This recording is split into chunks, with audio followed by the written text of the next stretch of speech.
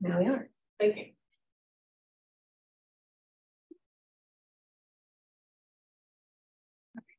So first up is PWC annexations.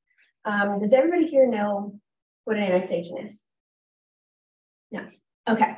So an annexation is the process by which a city adds land to its jurisdiction, I can never say that word, and starts extending services such as utilities, laws, and voting privileges.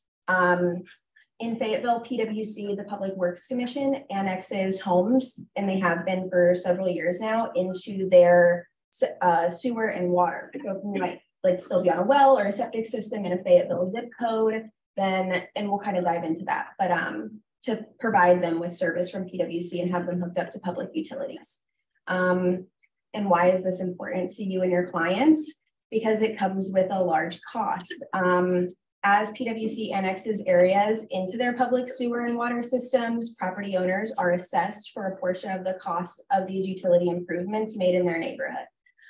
Historically, it's been $5,000 per household, which does not include the cost to hook up, but it could change in the future. Just up until this point, it has been $5,000 per household. This assessment is attached to the home and not the owner. So if you close without it being paid, your buyer client, if you're representing the buyer in that transaction, would then be responsible for the cost of that assessment. This is one from one of our past clients, and I struggled to find one that actually had an active assessment on it. So I just pulled this. This is kind of what it would look like on the website, and we'll go onto the website in just a second to kind of see everything that they have to offer on there. But it shows that there is a balance due, and this is a confirmed assessment. So this means that it's active, and you can add this to an addendum, even APA, to be paid at closing by the seller if you're representing the buyer. And Trish, correct me if I'm wrong, but listing agents should also be digging into this as well, because there is a question on the MLS asking if there's confirmed or proposed assessments. I feel like a lot of times it doesn't say, so it does. You definitely should be checking. You should always check it. You ask your client, they don't always know, but the correct answer, but you should always check it if it was in the Big Bang annexation, which happened, I don't know, 10 years ago. But huh? It was way more than that. It was more than 10? Yeah, it's more like 15 to 17. Oh, this is horrifying. Which is why so many people. Maybe it was 20, because I've been here 16 and it happened before that, actually. Which is why so many agents don't know about it, because they weren't here when it happened. And it's like, oh, what are you talking about? Yeah. So, I mean, right. Because annexation, you're absolutely right about everything about annexation, but it doesn't happen like, oh, let me just go annex that, right? It happens as a big deal. It has to be passed with the city council and everything else. And the city council also sets the assessment. Yes. And that's why some of it's behind, because of COVID and they haven't gotten the approval. You used to be able to, if the people were in the yard, if the PWC trucks were in the street, you knew that there was an assessment. Not so much anymore. You can't go by just that. Yes. I don't know if any of you guys have been down King Road out by Jack Britt lately, but you can definitely tell they're working on it over there. They have a big sign that says phase whatever. You can tell if it's actively going on, but some of part of the issue is that maybe the assessment and the work has already been done, and maybe the client didn't hook up to it. The seller of the house that you may be putting an offer in on. So there's a lot of digging that you have to do. This is the website. So there's a lot of really helpful information on PWC's website about this. And I'm going to share all the links that I'm going to in this once the class is over. This is how you search it. And again, earlier, I wasn't able to find one by actually searching for this. I was looking really digging, but this is just kind of what would look like if there was one. It'll say pin not found if there isn't. Let's see. So you can search by street if you, for whatever reason, don't have the PIN. You can look at the entire map of phase 5, which is what they're currently in. This is going to show all of the neighborhoods. It's really tiny. And then you can also look at this, which is the installation timeline, and it shows all of the neighborhoods. So phase 5 has been going on since 2007. And this wasn't the first one from my understanding. I think they've been doing it for, there was like some other ones over here. And then let's just click on one that's actively going on. So we'll go here. This shows all of like a map. They send out notices. They also have to have meetings. There's a lot that goes into it. And this kind of shows like they started the timeline, or they started construction in 2022. They've been designing it since 2018, this specific phase or portion of the phase. So then the sellers should definitely know they have this. They should. They should have received letters, but people, a lot of times you'll get where it was a rental, right? Mm-hmm. And no one opened it. Yeah, we've had that before. And then let's see, this one is currently going on as well, but this one kind of shows like, this is where this is when the city council decides on the amount. So this doesn't happen until a little bit later on in the process, from what I've seen at least. You'll know that you're part of one of the projects prior to knowing how much it's going to cost. And it will even lay out like what roads and to which intersections. So this is in one that construction's been going on since I believe, 2020. And so each portion with the projects shows you a lot of extra information. So there's a lot on here. One of the other helpful things, if you have a client that maybe is under contract on a house that has an assessment, they have these PDFs on here that show what to expect while they're doing the work, commonly asked questions, as well as how to connect. This goes through, let's see, zoomed in on this because I know it's really small. I'm not used to using a mouse. Goes over the plumber's fee, and this says NA obviously because it's going to depend on the plumber. There also is a list of local licensed plumbers on here that you can use to hook up if it hasn't been hooked up yet. And then this one kind of dives into utility assessments, what they are, what it means. Do you have to hook up? That's always a big question that we get. No, you don't have to hook up. You do have to pay the assessment, even if you choose not to connect to the utility service, unless your septic system becomes an environmental hazard and they deem it an environmental hazard.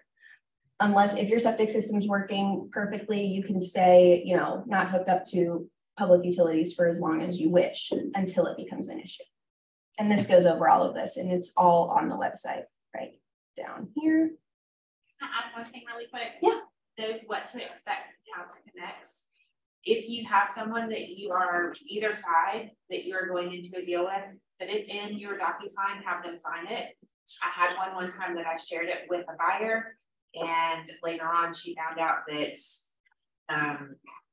there was I forget exactly what it was, and she called, this was when Doug was our broker in charge, she called Doug, and Doug pulled it up in Dotloop and had all of that in there, and he says, ma'am, I'm sorry, but Heather has done what she's supposed to do. She has given you above and beyond what was really required for her to give you.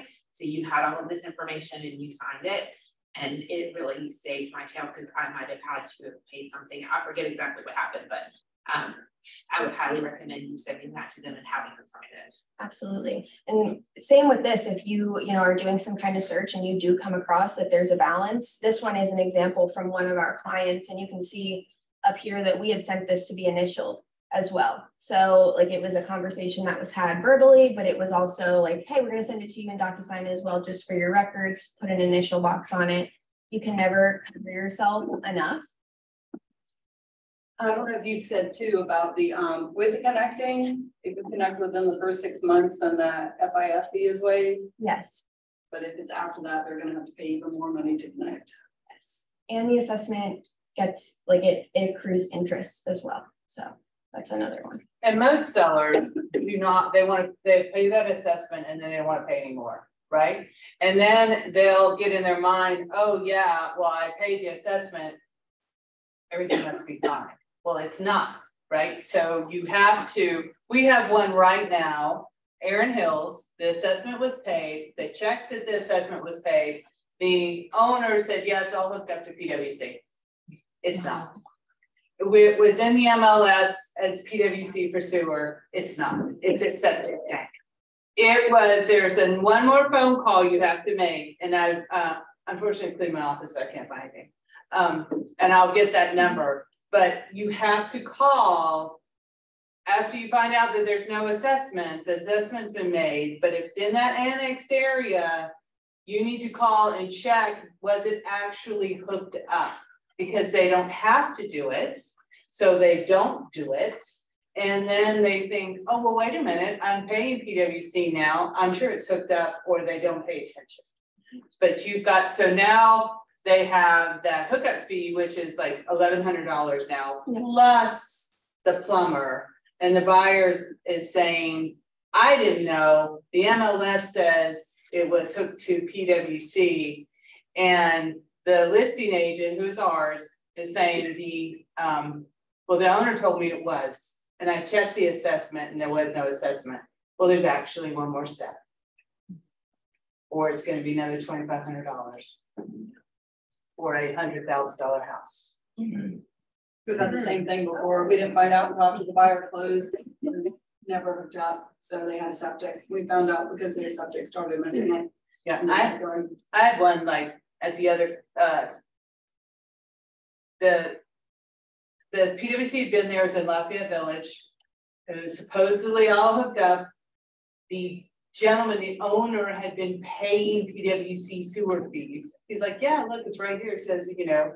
So the buyer moved into the house, and the septic system that was not supposed to be hooked up anymore failed and started bubbling up in the house a week after they moved in. That's what happened to ours, and it was dual agency, so it was really fun. Well, I was lucky. It was my neighbor, and I told him, you've got to pay for this or we're all going to get sued, and he did. Other words, yeah, we paid for it. I was going to say, in other words, you guys are paying for it basically, because you're responsible. Because it's one more phone call to find out if it was hooked up is not going to be considered that you didn't do your fiduciary responsibility to that listing or that buyer. Right? If it's easily discovered, which it is, if you know the numbers, or just you call PWC and talk to the assessment folks, and they're like, yeah, the assessment's been paid. Your next question is, was it hooked up? And their answer is, oh, you have to call this number.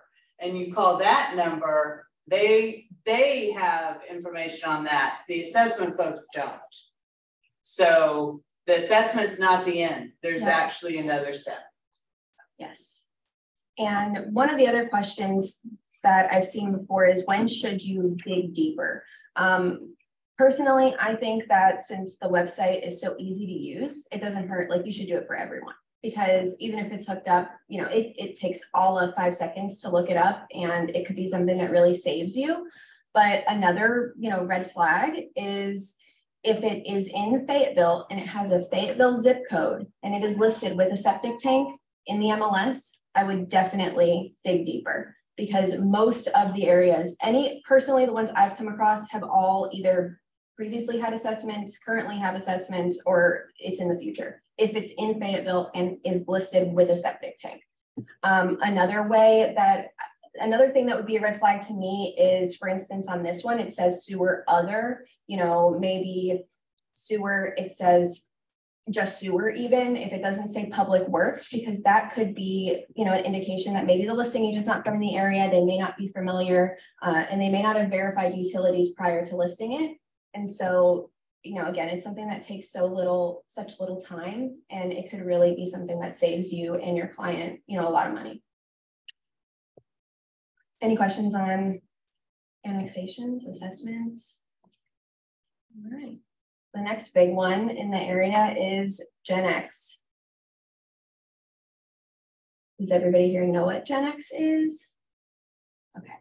So Gen X is the trade name for a man-made and unregulated chemical used in manufacturing nonstick coatings and for other purposes. Chemer's facility in Fayetteville is also, you know, might be referred to as DuPont, might be Fayetteville Works. Those are all names that they've either currently gone by or have in the past. They began producing Gen X commercially in 2009 as a replacement for PFOA. this is important to you and your clients because it has contaminated wells in the area, drinking wells. If the property is on a well, you should definitely talk to your clients about having the well tested for Gen X. This test is different than the other ones for VA and FHA loans. So you may have to get one loan required. It's not going to include Gen X unless you actually get a Gen X test. And this is what a Gen X test looks like. This was from one of our clients. I just blurred out the important information. They test for a lot of different contaminants that are related to Gen X or from PFAs, PFOAs. This chemical right here is Gen X. It's not going to say Gen X on here, but that is the chemical. That's the name of it. All of these other ones are PFAs. And that's important because you don't have to only be contaminated with Gen X to qualify for mitigation or help cleaning your water from chemers. And we'll dive a little deeper into that in just a second. But this is all, it's like two pages of test results. That's what they'll get. This specifically was from Pillar to Post. Something important to note on this is this is more of just an FYI, peace of mind for your client. This is not going to qualify them for any reverse osmosis, whole house filtration, anything like that from chemers. They have to have their well tested through chemers in order to qualify for the mitigation that chemers will provide. One of the ways that you can tell just by looking at pictures if the house has reverse osmosis is there's going to be a second faucet. And I have included some pictures of this in here. This isn't a foolproof way. People could have reverse osmosis for any reason. But if you see if it's on a well and then you see a second faucet in a picture, I would definitely be asking some more questions because sellers don't always disclose this information. The only way to know for sure is one, if the seller discloses it and gives you well test results and provides all the documentation, or if you get your own test and this is not a foolproof way. Here's the pictures up close of the second faucet. That is what they'll look like. Sometimes they're in the bathrooms as well. Chemers typically provides 3 reverse osmosis systems if they qualify for it. And then I have the website here that goes a little bit into the amounts and what you qualify for. Something important is that just recently, the EPA released, they released a final health advisory for 10 parts per trillion of Gen X as being unsafe for drinking. It used to be 140 parts per trillion.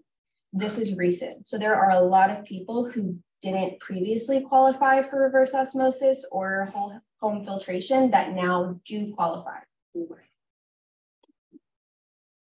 Also, if it is at or above 70 parts per trillion combined levels of PSA compounds listed, which it's in the consent order, and I can get that pulled up as well, they would qualify for 3 under sink reverse osmosis systems. And I believe that number used to be different as well.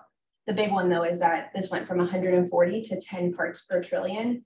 And that's you'll see if you look at this map on here, it's a little hard to read, but right around the time that they made that, the amount of reverse osmosis and systems and mitigation that chemers was having to provide it skyrocketed after. And so that's something to keep in mind as well. This is like a bunch of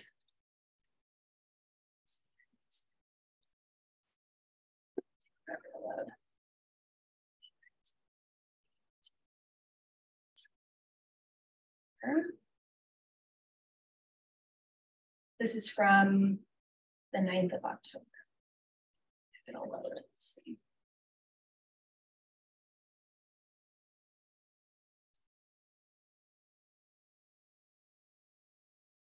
The one thing about Gen X is that the test results aren't something that are easy to find online.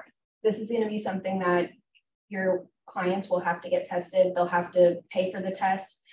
You can't just search an address and find out if the house has Gen X, unfortunately. Hopefully that's something that maybe comes in the future, but as of right now, I have not found anything that makes it abundantly clear if the house has it or not. But this just shows, let's see, zoom in here.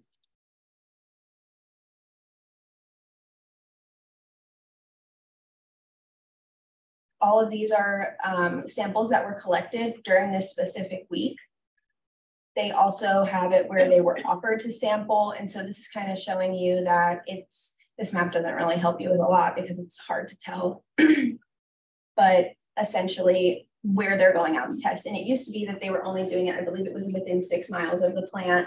Then they went out a little more and it was 8 miles. Now they're testing all the way up to, I believe, 20 miles from the plant. And so again, it's something to keep up on and keep yourself educated on because it's constantly changing. And it's a lot more widespread than they were initially thinking. The second map shows how many homes were GAC eligible, which is the whole home filtration system. And even just last year, it was a lot more rare. There wasn't a lot of houses that qualified for that because of how high that the levels needed to be. The orange dots are reverse osmosis eligible. And so are the yellow dots. So that kind of shows how many houses have been affected by this and how many more people are eligible now. So a granular activated carbon system is the whole home filtration system. From my understanding, I don't believe that those have a second faucet. That is they actually come out and like put a shed on your property, I'm pretty sure, with the filtration in it. And it's hooked up and you can't tell that it's present unless you see it. The reverse osmosis is a lot more obvious. I had talked to Trisha when I was up here at the last class that if you are a listing agent and you receive pictures back on your property before you list it, and you see these second faucets, whether or not it's, you know, a good idea to maybe put that in remarks too, if your client didn't disclose it on the RPD. And she said, yes, go ahead and like say like this is present. It may be affected, you know, you don't have to give certains because you won't know for sure, but I would say as a good rule of thumb, if you have a well on the property, you must give your people, I don't care where it is, give them all this Gen X information, have them sign that they want, that they're okay with, say it's a buyer, right? That they want to have it tested or not, because they're finding in Hope Mills, they're finding in Eastover, it is showing up everywhere. So we know it's in the area. If they have a well, give them the Gen X information and make them say yes or no, I'm going to test it. Do we do that now, Caitlin? Yes. The agents, I'm almost positive, are having that conversation prior if it's on a well, any well. And then, you know, also asked again when we're ordering inspections, like, yeah, are you sure? Here's my thought on that though. People have selective and advantageous amnesia, right? Like they're going to say, no, you didn't tell me that. So if they've got a well, I would make it, and I'm going to talk to Doug about it too. Like, let's just make it. I just was making sure that we were doing it, but we have it where if they have it, I don't care if it's in Cameron, if they have a well, we do that. At least they can be more knowledgeable. Yeah, because they need to know, right? And it's really disheartening that it's basically just your team. Well, it's good though, because most of the agents have all of this stuff done for them, so it's good. It's good for us too. Well, and you know, Caitlin's recording it, so we'll put it out to folks. But this is a big deal. It's becoming a bigger and bigger deal, you know. And if you saw Aaron Brockovich's movie years ago, you'd be like, you know, Blackwater, I think is another movie. Yeah. There's one, The Devil. I think it's like The Devil in, I can't remember what it's called. I'll have to look it up, but that's about DuPont, you know, contaminated water in West Virginia 20 years ago. Similar situations, people with, you know, having children with birth defects. It's really scary. And it's definitely something that I would look into and be educated on and be able to provide information to your clients so that they're able to make a informed decision. Any questions on Gen X? How much is the Gen X test? Through Pillar to Post, it's $575. So it is pricey. So if you have to have Keymores do it because your Pillar to Post came do you just Keymore's pay for that, or do you Yes. just take it? No, they pay for it. And They pay for pillar and post? or No, just they theirs? pay for Just theirs. For Yeah, theirs. they pay for theirs. And it can be very different results. And yeah, and is there a criteria before they'll go do it? So I believe You have to it's show- within In a the past, we've sent it to them, and said, we want this done, and then they were like, oh, we can't pay attention to this, we'll send somebody out, and they sent somebody out, and the levels were a lot lower than what the well test was. Interesting. Yes. Does a lender require you to have a Gen X test if it's on a well?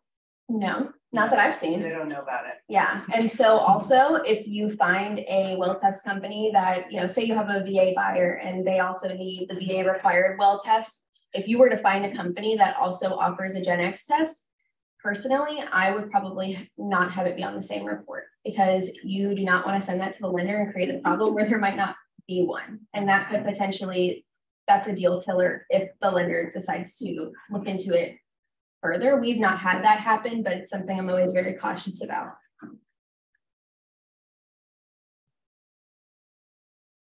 All right, and the last thing that I have is the Register of Deeds and the GIS and why you want to know how to use this. The GIS is going to be very helpful, and the Register of Deeds, because it has a lot of really helpful information that's right at your fingertips that takes all of 10 seconds to see. You know, one of the reasons you may want to use the Register of Deeds is checking to see if the seller who's selling your house is the rightful owner of it. The GIS also will show you the plat. It can also show you approximate property lines. Don't take what's on the GIS as like the gospel. It could be wrong. If your client is concerned about exact property lines, definitely get a survey, but you know, it's a good, that's the word I'm looking for. On the listing side, we've added to also pull like the GIS picture, because sometimes we found that there's something like encroaching that didn't show up on like, that wouldn't show up on the plat map, but when you look at the GIS picture, you can see it. And then same thing with the deed, you can find out, is it an estate, or, you know, if it's not in the same name, is there a POA needed? And if it's an estate, you know, or if it's somebody that they just died and it's in probate, and there's, when you find that out after the fact, it takes a lot longer to get to It's it. hard to explain why you're just finding this out. Right.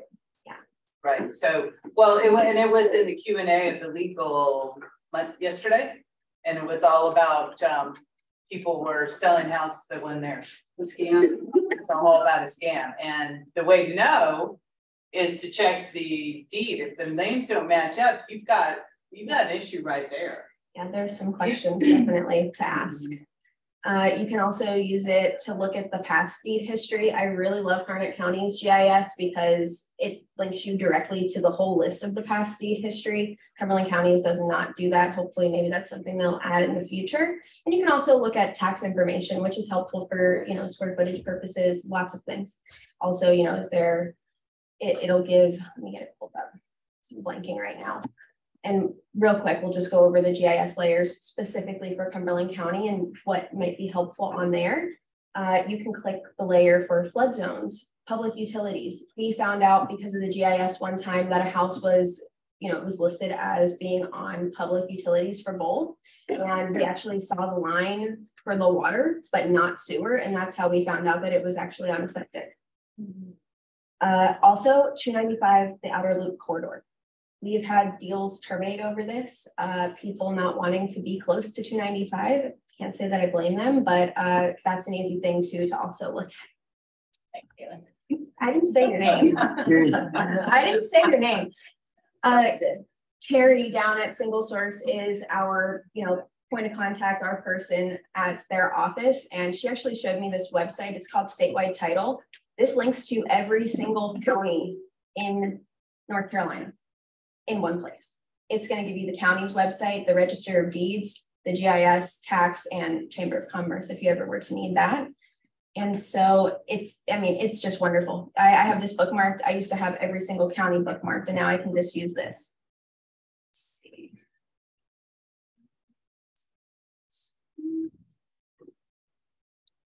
Okay, so I have one of our clients' properties that they're buying pulled up just as an example.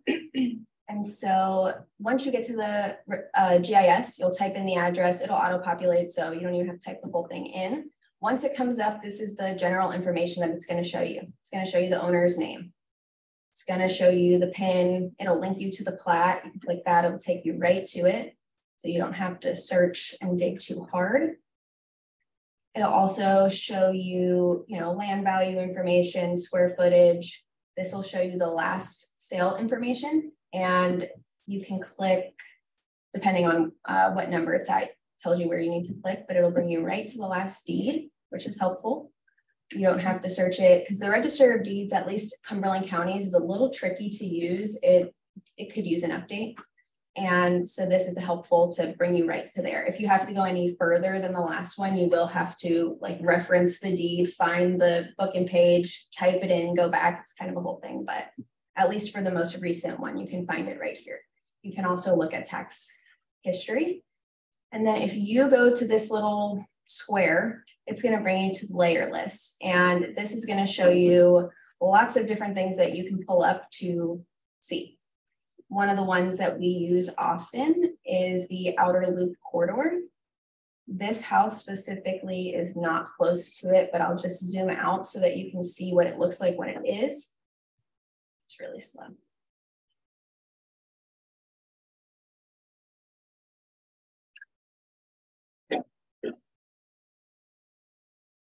This is the outer loop corridor. It'll be highlighted in pink. So if you're, maybe selling a house that's in this particular neighborhood right here, that would be something, that you should probably tell your clients about. We screenshot this and send this in our compliance search for every property, even if it's 10 miles away, just to show. One of the other layers that you can use is utilities. And it shows right there, and it'll take a second to load. But you can see that we have a bunch of green and blue lines on here. If you zoom in,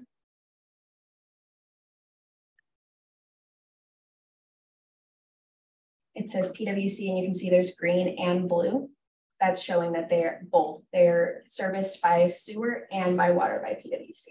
This is helpful because, again, this is how we found out that one of ours was actually on a septic tank.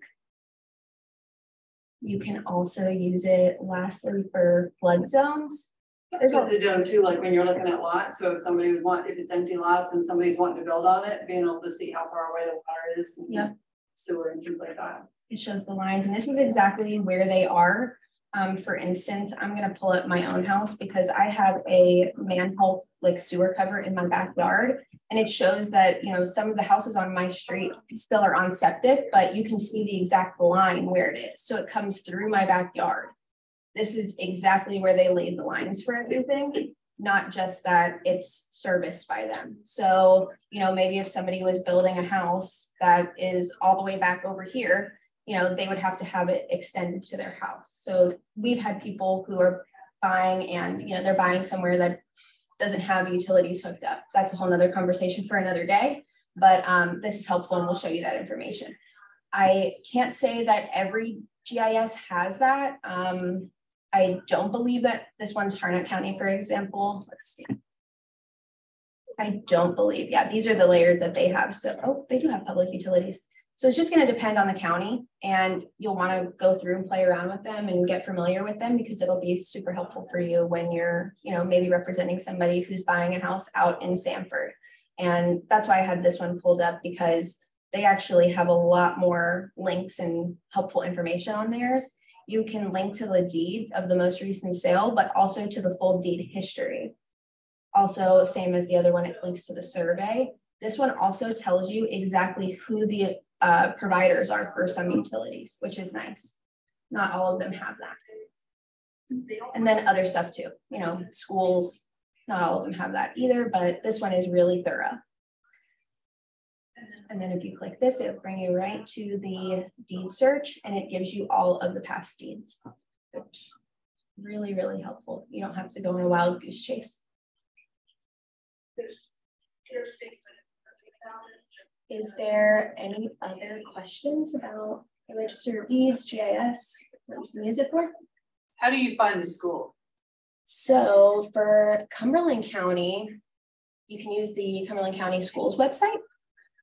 Let's see. I believe you can just search by address. Oops, I spelled that wrong.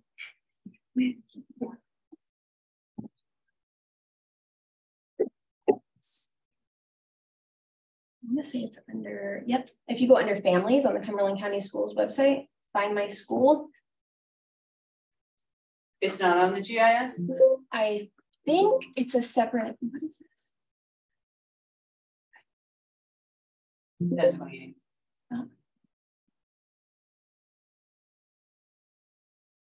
There's a link on MLS too for the different counties and the schools. Yes, that's just a super important thing for listings.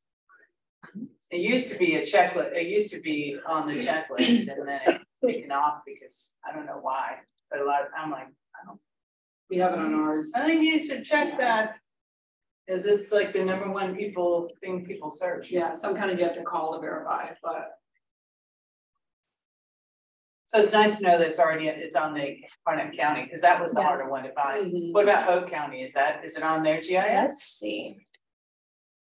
Hope County is, I feel like, a little behind on their technology that I've seen. They're also very slow.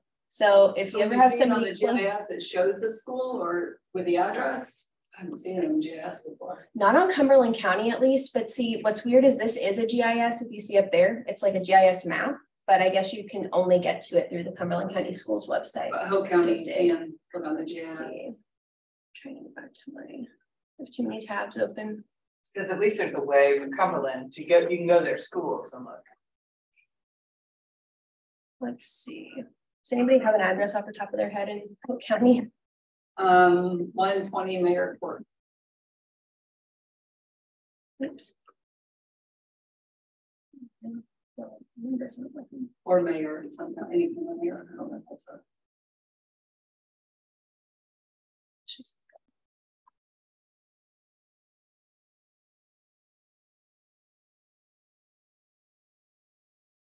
So this is what it has over here, and then layers. Doesn't look like there's any schools there. Here's schools. Schools. And then usually if you turn, sometimes when you turn on the layer, it's not going to be abundantly clear what it's showing you, and you'll have to go through these. So this is 3 features found. Here maybe? Trying to figure out, I guess maybe the different colors are different school districts. Let's maybe like a legend or something. So you still need to call the Hope County basically. Well, there's a little, oh, okay. So right here, there's West Hope Middle School, and it has a little orange yellow flag. I'm assuming since these are outlined in yellow. I say assuming, I don't want to give you guys any false information, but I would call for Hope. Maybe Hope County Schools has a website. Let's see. I'm sure they do.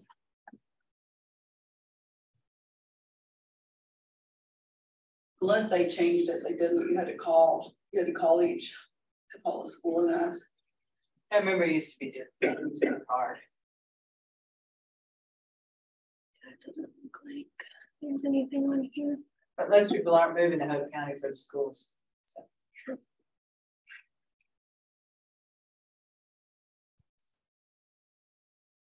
Yeah. All right. So that's all I got. Does anybody have any questions about anything that we talked about today? Any other future topics you might want to know about?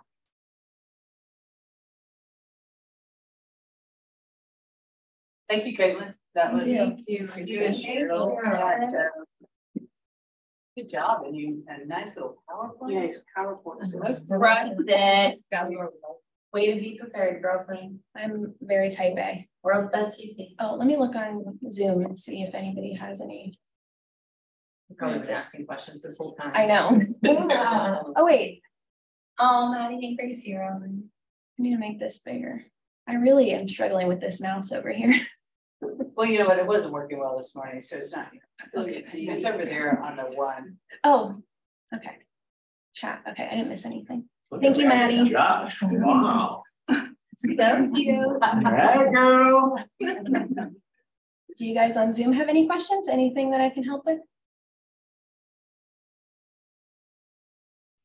Yep. Perfect. All right, so we'll put this on our YouTube, we'll put it on our Facebook page, and then you've got a link for all the links. Yep. We'll I'll share that on the Facebook page. I think that'll be the easiest way to get it to everybody in here. Yeah, that'd be great. Thanks so much. Thank you guys. Thank you.